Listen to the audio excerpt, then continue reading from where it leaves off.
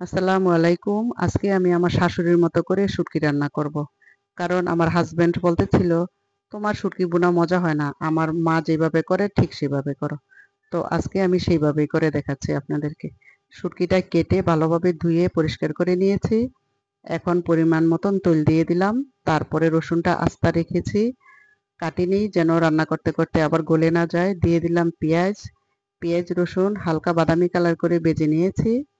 তো দিয়ে দিব এখন শুটকি। শুটকিটা আমি ১ মিনিটের মতো ভালোভাবে সুন্দর করে পেঁয়াজ রসুনের সাথে ভালোভাবে ভেজে নিচ্ছি। দিয়ে দিলাম ২ টা তেজপাতা।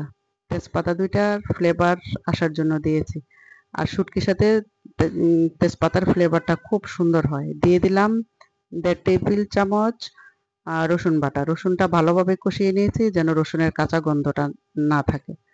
তো দিয়ে দিলাম হলুদের গুঁড়া, জিরের গুঁড়া, মরিচের গুঁড়া। তারপরে একটু গরম পানি দিয়ে কষিয়ে নিলাম। তারপরে স্বাদমতো লবণ দিয়ে ঢেকে ৩-৪ মিনিটের মতো মিডিয়াম আঁচে রান্না করব।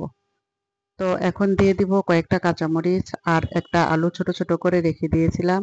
সেই আলুটা দিয়ে এখন চুলার আঁচটা একদম মিডিয়াম থেকে লোয়ে রাখবো। যেন আলুটা গলে না যায়। রসুন, আলু তারপরে শুটকি সবগুলি যেন আস্তা গোটা গোটা থাকে। তো এই যে দেখুন আমার শুটকি ভুনাটা হয়ে গেছে।